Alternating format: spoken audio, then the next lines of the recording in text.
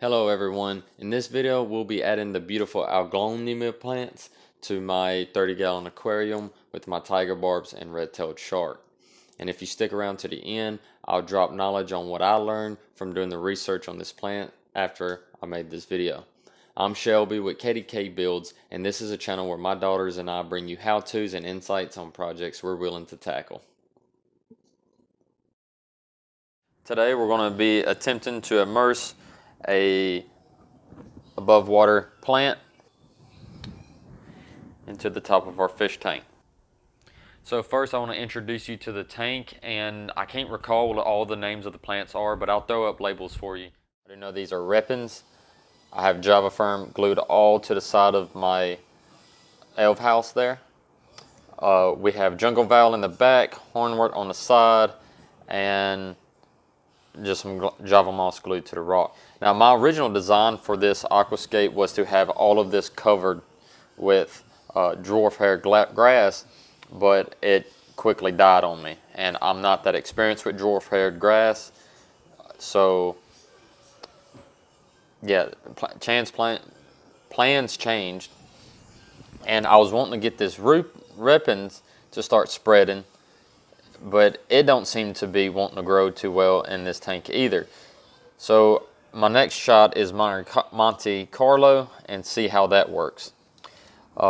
There's probably a lot of issues with this tank because this was my first ever tank, and what I did was, as you can see here, there's like 3 inches of Miracle-Gro organic, and there's nothing wrong with Miracle-Gro organic as long as you get the organic, but I have way too much dirt substrate in there. That's 3 inches, and that's the bottom of the hill in the front, and the back of the hill it got a lot taller, and then it tapers down to this side.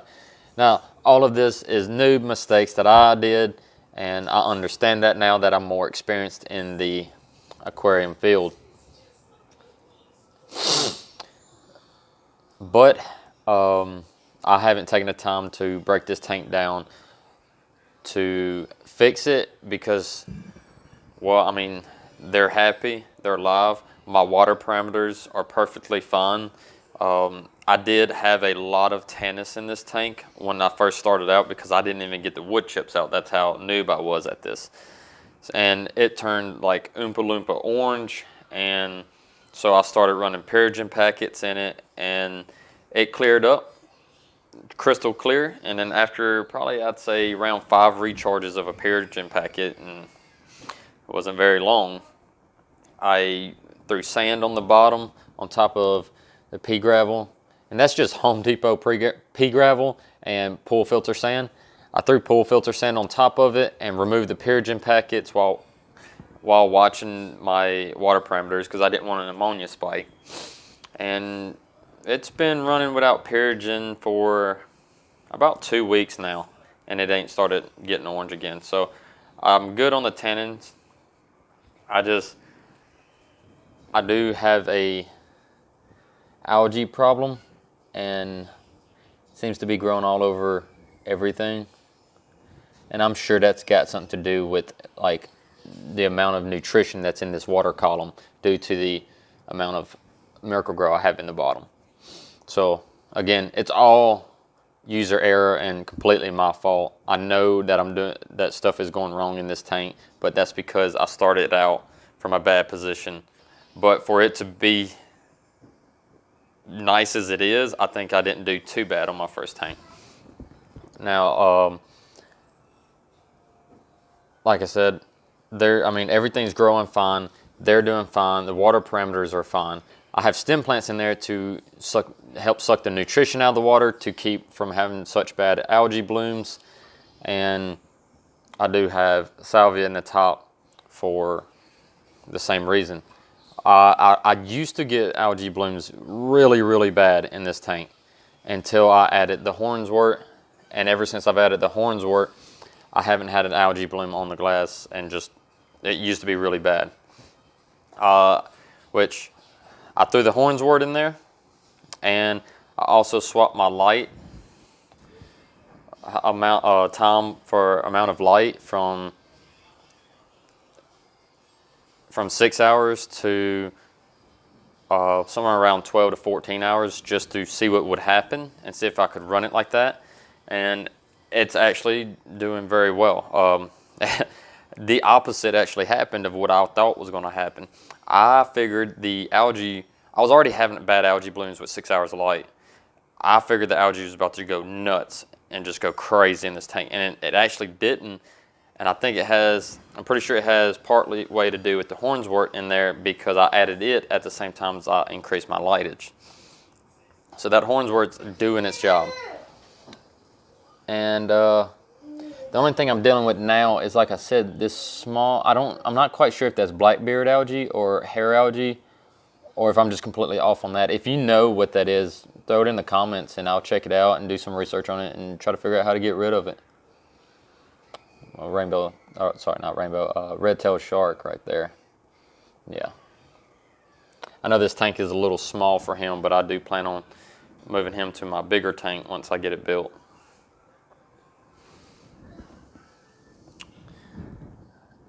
I do want to take some of them.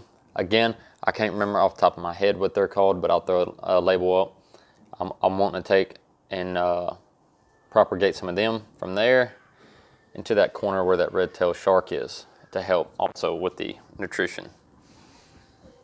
I am running CO2 in this tank, and like I said, everything's doing fine. I know that I did a lot of things wrong in this tank.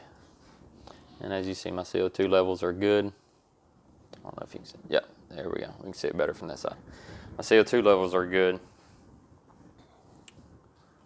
I do run this tank with an open top, so I have to do water. I have to add water pretty regularly to this tank. But I keep a bucket here full of water, and about once a day I grab a cup and toss it over in there. I haven't done it in a few days, so my water level is kind of low.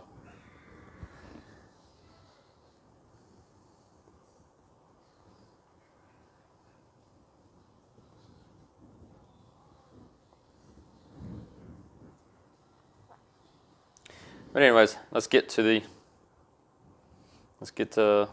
plant. From what the tag says, to water this plant, you want to keep the top inch of the dirt. As soon as the top inch dries, you water it some more. So that tells me it takes a lot of watering, so maybe it'll do pretty good in the tank. It requires low light, so it should do great up under our aquarium lights. All right, so let's go ahead and try to get this bad boy out of here. Oh, that's nice. All right, go. Got a free vase.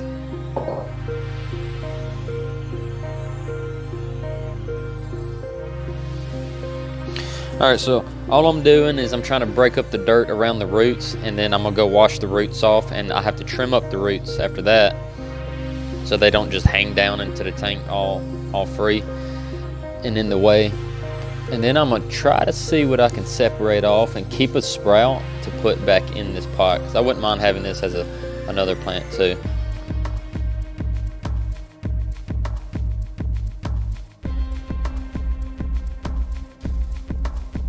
So I'm gonna go ahead and cut the plastic. So I don't know if you can see it on the camera or not, but it's got a plastic pot that it started in. I'm gonna go ahead and cut that off of it because we don't need that.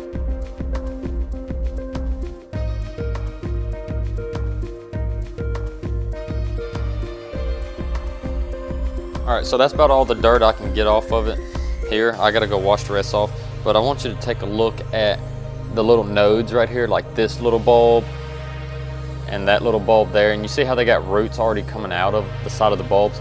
That's because I could actually take that bulb and strip it off this main branch, and at that point it'd be a sprout, and I could plant that and it'd grow to its own plant, in which I'm going to try to do off the other one because it looks like these bulbs have already separated and started growing on their own, and it'd be easier to do it off the other one. But yeah, I'm gonna go ahead and get the next one cleaned up to this point, and then we'll go wash them off.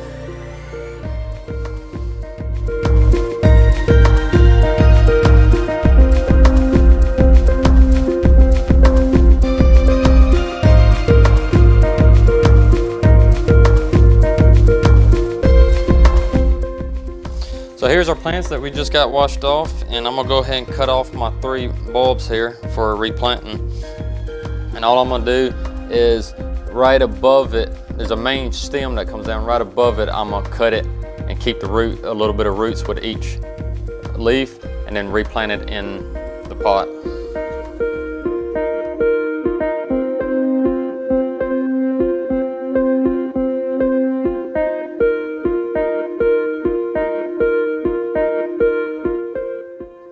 And you should be able to replant that right there and it grow a new one too.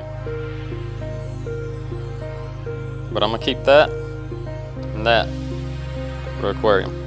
So I bought all this together when I bought these from Home Depot, and the only thing I could find for hanging them on the aquarium was some thin little floral wire. I'm not sure it's gonna work, but we're gonna try it out. I was actually looking for something closer to the lines of rebar tie wire. It was thick, it's thicker, but I couldn't find anything rubber coated to be safe for the aquarium. This is metal, it is rubber coated, so it will be fine. You just want to make sure the ends that are cut are outside the aquarium. The rest of it should be fine. So what I'm gonna do here is I'm gonna go ahead and tie it around the trunk, leave enough sticking out that I can run it back out the aquarium. And then I'm gonna tie it around a few times. And then this side I'm gonna leave extra long. That way I can run it down and tie it to something or tie it to the wall to help support it up.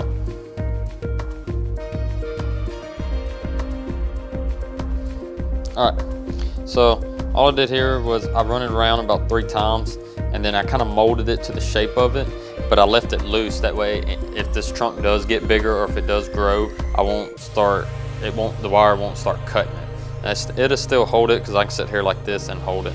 And I might have to run a wrap or so up here to help hold it, but with the tank bin down there, the tank wall bin right there, see, look, my hand's the tank wall, it'll hold it up just fine.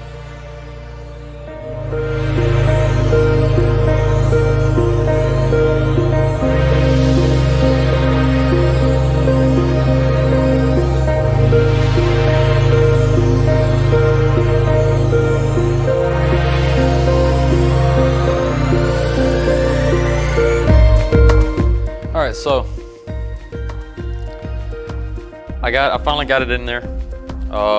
Took some finagling, but all I did was run it behind the intake and under the outtake of my filter, and then come up over here, and I got a screw and a piece of board that's holding my light, and I just kind of wound it around there from now until I can put a screw back here and I'll run it down, or you can just put a screw in the wall or a 3M command strip to the wall if you don't want to screw it to the wall and just secure it to that. But I don't think that looks bad at all.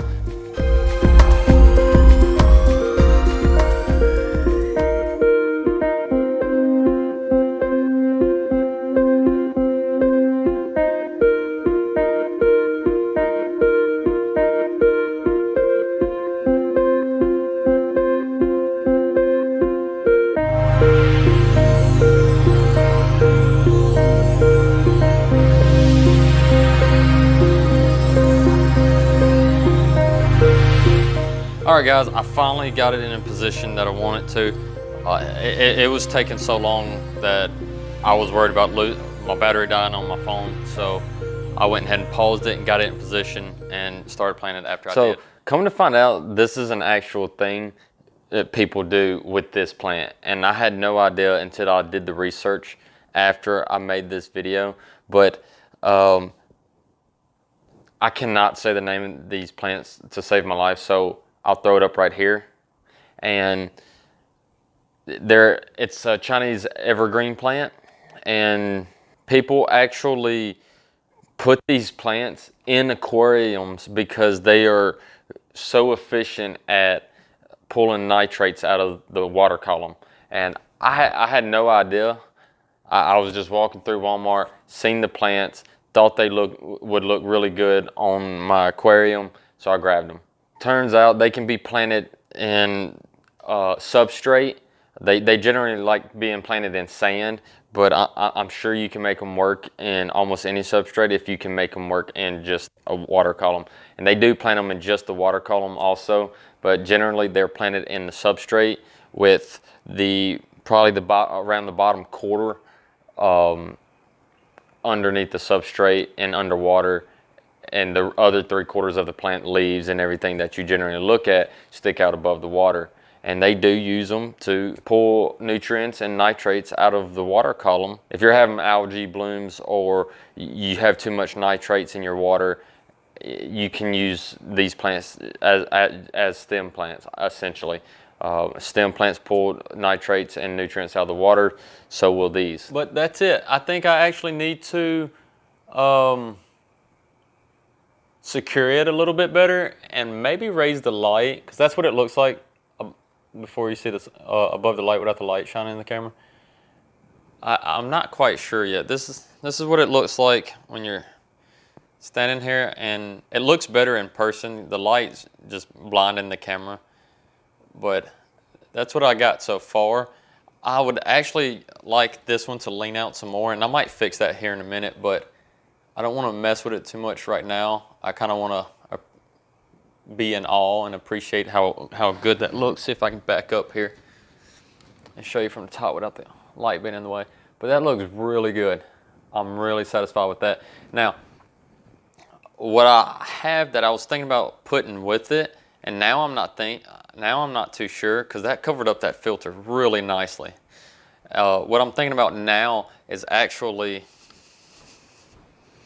I bought a fern also, and I was going to put the fern in both sides. Well, you can't really see it from here, but I was going to put the fern here. I'll bring it over there and show you.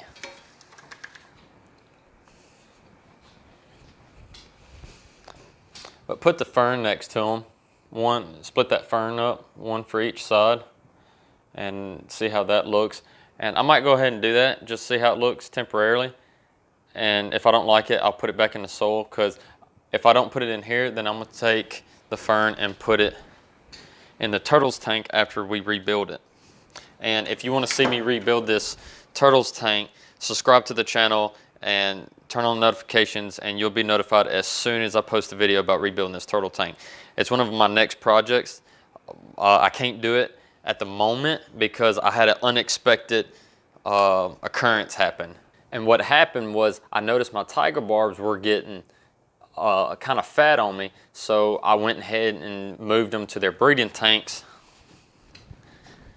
in which I successfully got 3 fish out of 300, 500 eggs. But hey, I'm not complaining. That's 3 fish. That was the first time I ever bred anything, and it was awesome. So if you want to see my videos on breeding the tiger barbs, also subscribe to my channel and check out the videos. I'll post them. If I haven't already posted them, I'll be posting them soon. Alright, last thing, guys.